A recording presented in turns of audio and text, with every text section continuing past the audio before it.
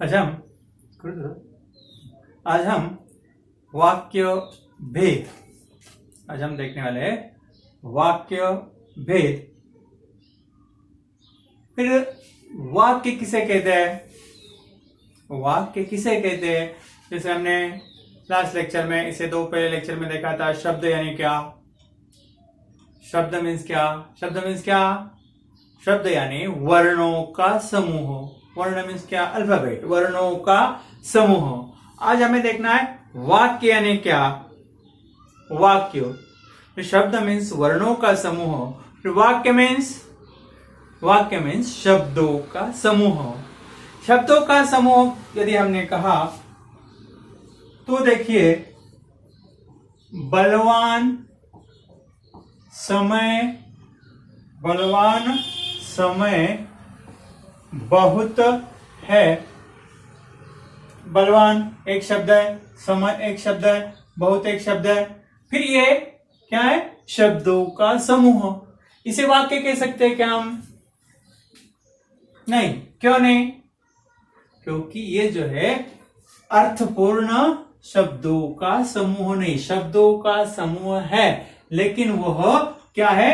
अर्थपूर्ण नहीं है। फिर अर्थपूर्ण कैसे आएगा? वो समय बहुत बलवान है। हमने ऐसा सीक्वेंस उसका लगाया। फिर परिभाषा क्या आएगी? अर्थपूर्ण शब्दों का समूह, उसे हम कहते हैं वाक्य। अर्थपूर्ण शब्दों का समूह, उसे हम कहते हैं वाक्य। जिसे क्या होता है? जिससे किसी पूर्ण विचार प्रकट होता है, कोई पूर्ण विचार प्रकट होता है। भारत एक महान देश है। भारत एक महान देश है। यह अर्थपूर्ण वाक्यों का समूह, एक विचार उसमें है, इसलिए ये क्या है? इसलिए यह है वाक्य। हाँ, अभी आपको पता चला, ये समझ में आया वाक्य मीन्स क्या? वाक्य मीन्स अर्थपूर्ण शब्दों का समूह, जिससे एक पूर्ण विचार समझ में आया, पूर्ण विचार प्रकट हो। अब हमें देखना है वाक्य के भेद प्रकार। वाक्य के भेद। अभी वाक्य भेद के दो प्रकार है, या दो प्रकार के भेद है। एक अर्थ के आधार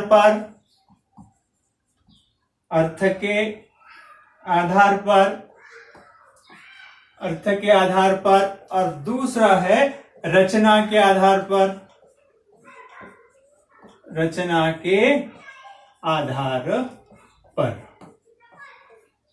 के आधार पर और अर्थ के आधार पर। अभी रचना के आधार पर और अर्थ के आधार पर क्या है, एक एक हमें देखना है। पहले हम देखेंगे अर्थ के आधार पर। अर्थ के आधार पर कितने भेद है? 6 भेद है। कौन कौन से? वो हम देखते हैं। अर्थ के आधार पर भेद। पहला, विधानार्थक वाक्य। विधानार्थक वाक्य। दूसरा भेद है निषेधात्मक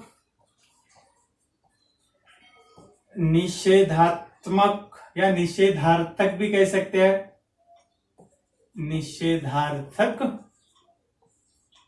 निषेधार्थक वाक्य। तीसरा प्रकार है प्रश्नार्थक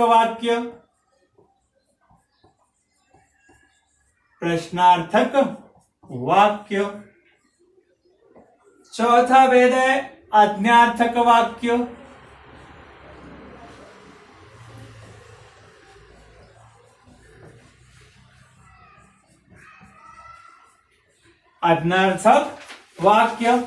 फिर संदेहार्थक वाक्य, संदेहार्थक वाक्य और छठा है विस्मयार्थक वाक्य। कौन सा? विस्मयार्थक। विस्मयार्थक वाक्य। इस तरह से वाक्य के 6 भेद। अब 6 भेदों में से एक एक के बारे में हमें जानकारी लेनी है। पहला जो है कौन सा? किसके आधार पर? अर्थ के आधार पर विधानार्थी वाक्य। विधानार्थी वाक्य मीन्स क्या? जिस वाक्य में क्रिया के होने का या क्रिया के होने की या करने की सूचना हो, क्रिया के होने या करने की सूचना हो, क्रिया हो रही है इसकी सूचना हो, उसे कहते हैं विधानार्थक वाक्य, या दूसरा शब्द है विधानवाचक वाक्य। फिर से दोहरा रहा हूं, जिस वाक्य में क्रिया के होने या करने की सूचना हो, क्रिया हो रही है इसका पता चलता है, उसे कहते हैं विधानार्थक वाक्य या विधानवाचक वाक्य। लिखने के पहले मैंने पढ़ना शुरू किया। 2 मिनट में गाड़ी आकर दरवाजे पर लग गई। यहां सर्दी अच्छी है। यहां सर्दी अच्छी है। इन वाक्यों में पढ़ने की क्रिया है, दरवाजे पर आने की क्रिया है।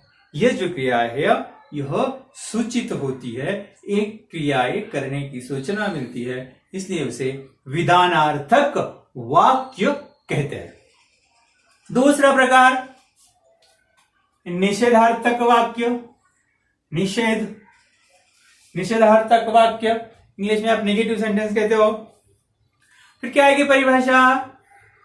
जिस वाक्य में किसी बात के न होने का, जिस वाक्य में किसी बात के न होने का या न करने का बोध है, इस वाक्य में क्या न होने का या न करने का बोध है, उसे निषेधार्थक वाक्य या दूसरा नाम है निषेधवाचक वाक्य कहते हैं। पहले हमें उधर की चिंता नहीं थी, नकार है। पहले हमें उधर की चिंता नहीं थी। फूल अपना प्रतिबंध नहीं बेचेगा, निगेटिव, नकार है। फूल अपना प्रतिबंध नहीं बेचेगा। नागर जी के पिताजी सरकारी कर्मचारी नहीं थे। नागर जी के पिताजी सरकारी कर्मचारी नहीं थे। जिन वाक्यों में क्या होता है, न करने का बोध होता है या न होने का बोध होता है, उन्हें क्या कहते हैं? निषेधार्थक वाक्य। यह भी समझ में आया। अब नेक्स्ट प्रश्नार्थक वाक्य, सबसे आसान प्रश्नार्थक वाक्य। प्रश्नार्थक वाक्य मीन्स क्या? जिस वाक्य में किसी प्रकार का प्रश्न किया गया हो, जिस वाक्य में किसी प्रकार का प्रश्न किया गया हो, उसे प्रश्नार्थक वाक्य या प्रश्नवाचक वाक्य कहते हैं। जिस वाक्य में किसी प्रकार का प्रश्न किया गया हो, फिर से दोहरा रहा हूं, जिस वाक्य में किसी प्रकार का प्रश्न किया गया हो, उसे प्रश्नार्थक वाक्य या दूसरा नाम प्रश्नवाचक वाक्य कहते हैं। प्रश्नार्थक वाक्य या प्रश्नवाचक वाक्य कहते हैं। नेक्स्ट आज्ञार्थक वाक्य। आज्ञार्थक वाक्य मीन्स क्या? जिस वाक्य में किसी प्रकार की आज्ञा, जिस वाक्य में किसी प्रकार की आज्ञा या प्रार्थना का बोध हो, या जिस वाक्य से किसी प्रकार की आज्ञा या प्रार्थना का बोध होता हो उसे आज्ञार्थक वाक्य या आज्ञावाचक वाक्य कहते हैं। उसे आज्ञावाचक वाक्य या आज्ञार्थक वाक्य कहते हैं। दीन दरिद्रों के रहने के लिए घर का इंतजाम करो आज्ञा है। दीन दरिद्रों के रहने के लिए घर का इंतजाम करो। मुझे हर सप्ताह एक पत्र मिलना चाहिए प्रार्थना है। अब राज प्रथा मिटा दो ऑर्डर है। तो इस तरह से जिस वाक्य में आज्ञा या प्रार्थना हो उसे क्या कहते हैं? आज्ञार्थक वाक्य। पांचवा प्रकार है संदेहार्थक वाक्य। जिस वाक्य में संदेह या शंका का बोध हो, संदेह शंका डाउट, जिस वाक्य में संदेह या शंका का बोध हो उन वाक्यों को संदेहार्थक या संदेहवाचक वाक्य कहते हैं। जिन वाक्यों में क्या होता है? संदेह या शंका का बोध होता है उन्हें संदेहार्थक या संदेहवाचक वाक्य कहते हैं। जैसे अर्थ तो शायद मेरी कविताओं में आपको मिल जाएगा, शायद ना भी मिलेगा। अर्थ तो शायद मेरी कविताओं में आपको मिल जाएगा, संदेह है। शायद गरीब भूख की लाचारी से श्रम करता है, हो सकता है दूसरा भी रीजन होगा। शायद गरीब भूख की लाचारी से श्रम करता है, श्रम मेहनत, सिर्फ भूख से लाचार होकर वह श्रम करता है, शायद है, दूसरा भी रीजन हो सकता है। मानू के ससुराल वाले चिक व शीतल पार्टी की प्रतीक्षा कर रहे होंगे, ना भी कर रहे होंगे, श्योर नहीं है, संदेह है, शंका है। इस तरह से जिस वाक्य में संदेह या शंका का बोध होता है उन्हें संदेहार्थक या संदेहवाचक वाक्य कहते हैं। नेक्स्ट, विस्मयार्थक वाक्य। विस्मयार्थक वाक्य किसे कहते हैं? जिन वाक्यों में हर्ष खुशी, शोक, दुख, विस्मय, आश्चर्य, घृणा, तिरस्कार, हेट आदि का बोध होता है। जिन वाक्यों से हर्ष, विस्मय, घृणा आदि का बोध होता है उन वाक्यों को विस्मयार्थक वाक्य या विस्मयादि बोधक वाक्य कहते हैं।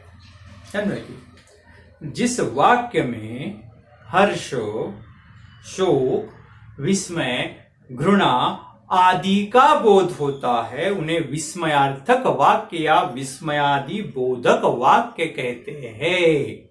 जैसे एग्जांपल, अच्छा फूल अपनी गंध नहीं बेचेगा, अच्छा फूल अपनी गंध नहीं बेचेगा, आश्चर्य, हमने बहाना सोच लिया है। नेक्स्ट, वाह कैसी सुगंध है, वाह कैसी सुगंध है। तो इस तरह से जिन वाक्यों में हर्ष, शोक, विस्मय, घृणा आदि का बोध होता है उन्हें विस्मयार्थक वाक्य कहते हैं। आया समझ में? नेक्स्ट वीडियो में हम क्या देखेंगे? रचना की दृष्टि से। इसमें रचना की दृष्टि से यह हम देखने वाले हैं।